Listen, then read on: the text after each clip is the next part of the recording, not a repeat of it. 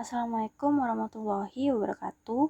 Saya Putri Jasmine dengan NIM 2309106051 dari kelas B 2023. Jadi, kali ini saya akan menyampaikan materi tentang pengenalan teori bahasa dan otomata. Jadi, materi ini merupakan fondasi yang sangat penting dalam ilmu komputer, khususnya untuk memahami bagaimana komputer memproses dan mengenali bahasa formal. Jadi yang pertama-tama di sini saya akan membahas kedudukan teori bahasa dan otomata dalam ilmu komputer. Di sini ilmu komputer sendiri itu dibangun atas dua komponen utama atau komponen fundamental. Yang pertama adalah model dan gagasan mendasar mengenai komputasi. Ini adalah aspek teoretis yang memberikan landasan konseptual. Yang kedua adalah teknik rekayasa untuk perancangan sistem komputasi yang mencakup perangkat keras, perangkat lunak, terutama implementasi praktis dari teori yang ada.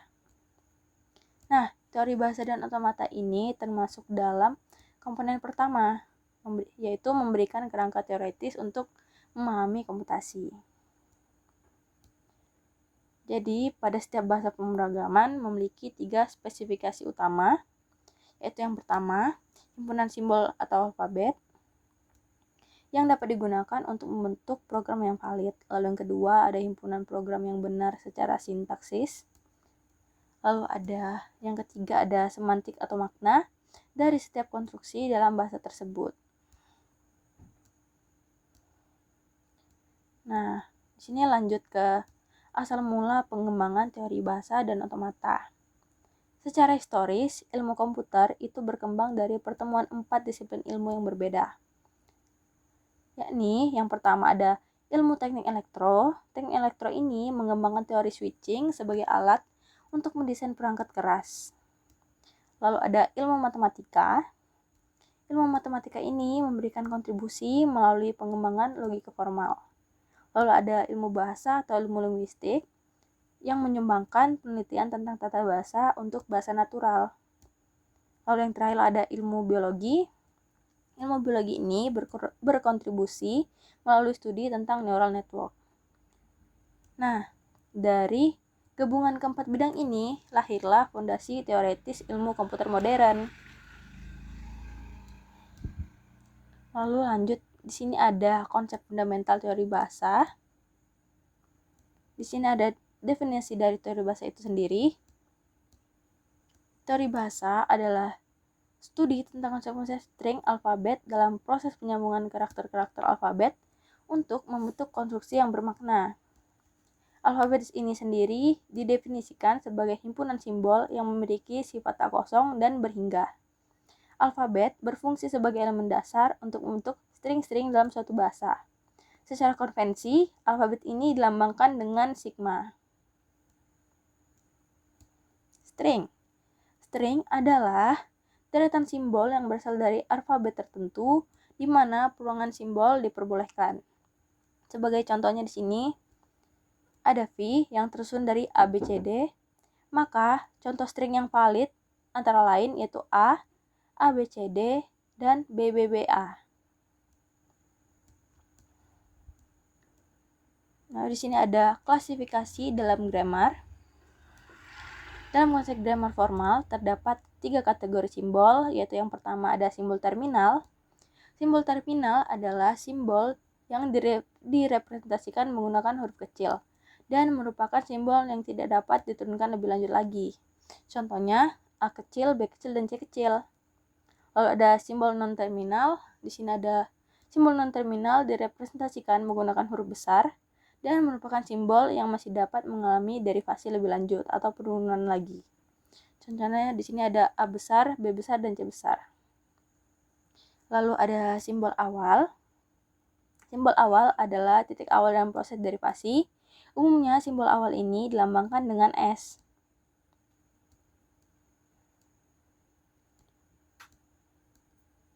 Di sini saya akan membahas tentang panjang string. Panjang string adalah jumlah total simbol yang terdapat dalam string tersebut dengan memperhitungkan setiap pemecahan simbol termasuk pengulangan. Jadi panjang string dilambangkan dengan notasi berikut. Nih, contoh perhitungannya seperti ini. yaitu panjang dari epsilon sama dengan 0, panjang dari A sama dengan 1, panjang dari AA sama dengan 2, panjang dari AA sama dengan 3, panjang dari AAB sama dengan 4.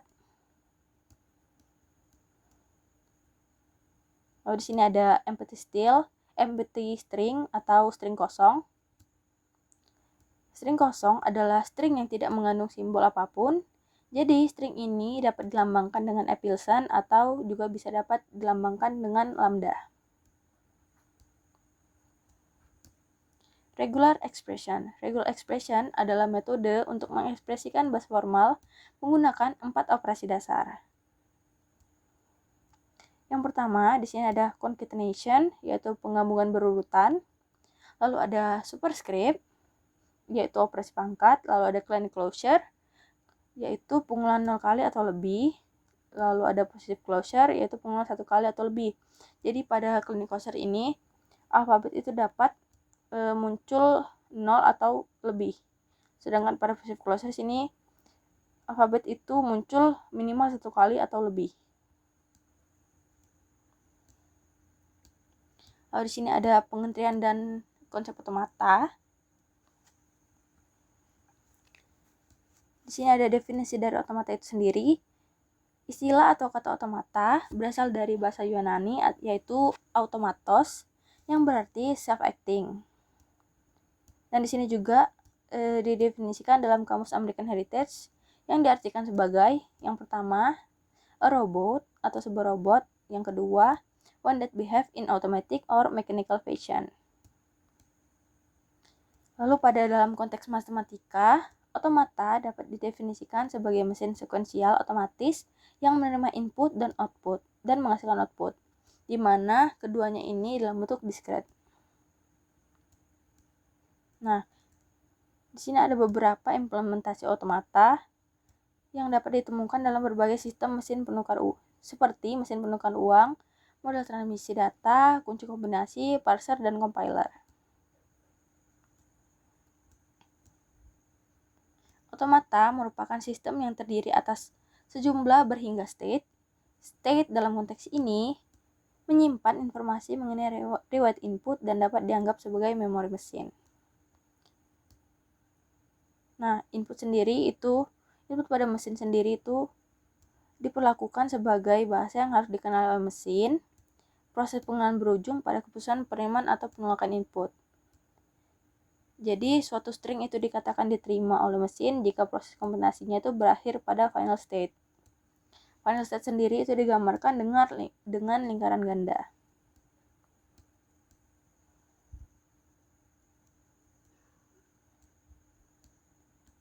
Lalu di sini ada sifat-sifat dari otomata. Jadi terdapat 2 sifat fundamental dari otomata. Yang pertama yaitu perilaku mesin bergantung pada rangkaian input yang diterima. Lalu yang kedua, mesin selalu berada pada state tertentu dan dapat bertransisi ke state baru berdasarkan input yang diterimanya.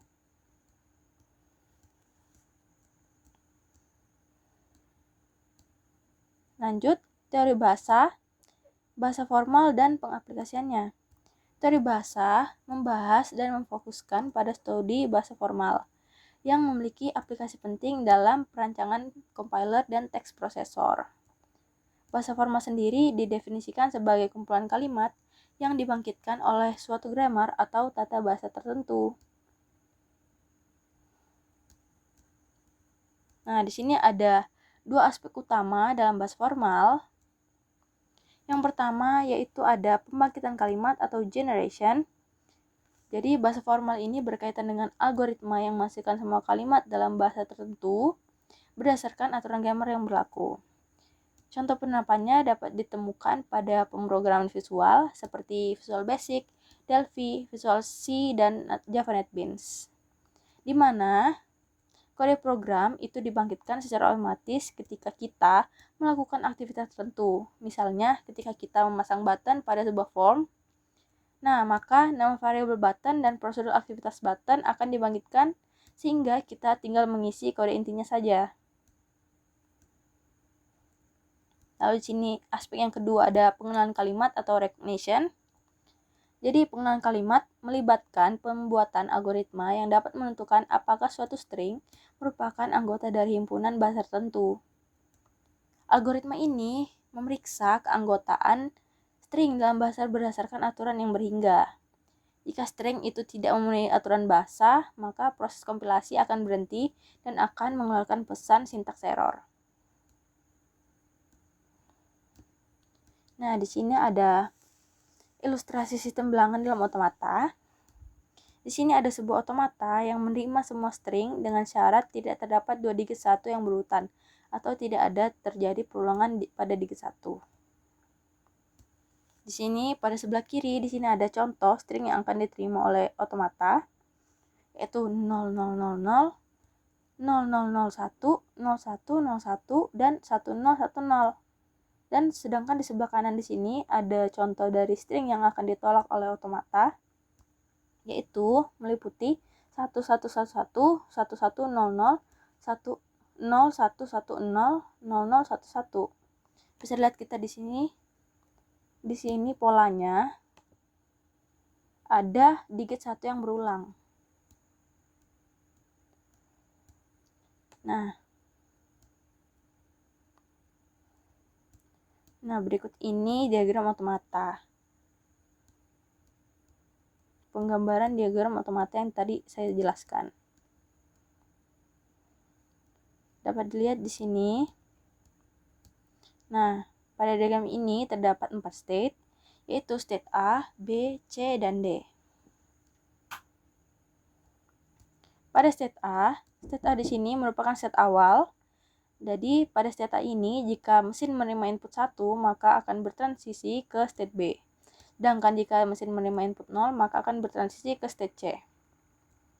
Lalu pada state B di sini merepresentasi kondisi ketika mesin itu baru saja menerima input 1 digit atau digit 1. Jadi, jika pada state B ini menerima input 1 lagi, maka dia akan terjadi penolakan dan akan meminta input lagi.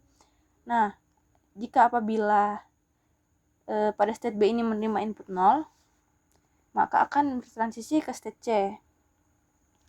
State C di sini adalah state final. Jadi, pada state C ini, jika menerima input 1, maka akan bertransisi ke state D. Dan jika menerima input 0, maka dia akan kembali ke state C lagi, yang mengartikan ini inputnya diterima. Jadi, di sini ada state D. State D ini adalah sebutannya seperti state untuk penolakan gitu. Jadi pada state D ini, jika inputnya 1, maka dia akan menginput ulang lagi, atau yang diartikan berarti input 1 ini akan ditolak. Nah, jika inputnya 0, maka dia akan kembali ke state C lagi. Nah, ini berikut ini adalah contoh dari diagram yang telah disederhanakan. Tadi dari 4 state, di sini jadi 3 state. Lanjut ke hierarki Chomsky.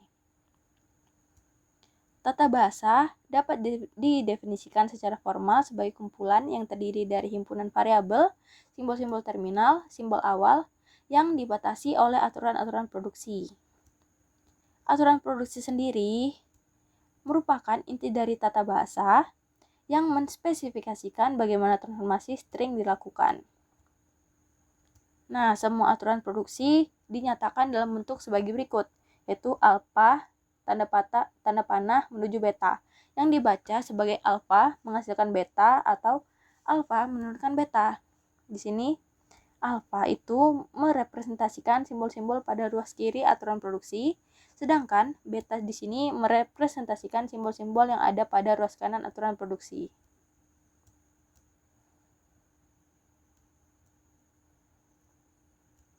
Di sini ada contoh aturan produksi.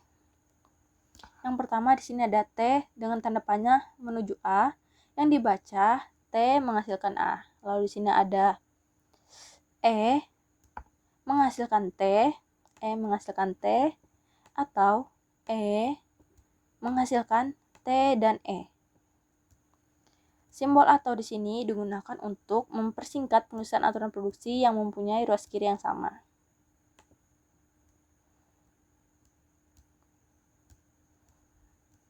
Nah, berdasarkan hierarki Chomsky, bahasa formal itu diklasifikasikan menjadi 4 tingkatan yang dapat kita lihat pada tabel berikut.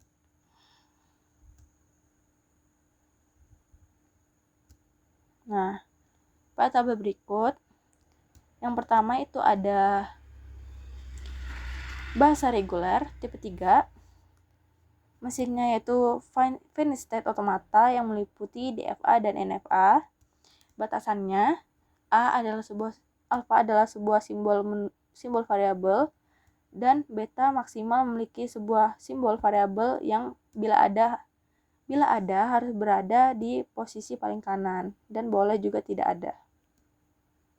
Lalu di sini ada bahasa bebas konteks atau konteks free tipe 2. Mesinnya yaitu push down automata. Batasannya di sini alpha adalah sebuah simbol variabel tanpa pembatasan pada beta. Lalu di sini ada konteks sensitif tipe 1, mesinnya linear bounded automata. Batasannya panjang alpha harus kurang dari atau sama dengan panjang B. Lalu yang terakhir di sini ada bahasa unrestricted natural language tipe 0. Contoh mesinnya di sini mesin Turing. Batasannya di sini tidak ada batasan pada aturan produksi pada unrestricted natural language ini. Mungkin demikian materi pengenalan teori bahasa dan otomata yang telah saya sampaikan. Terima kasih atas perhatiannya. Wassalamualaikum warahmatullahi wabarakatuh.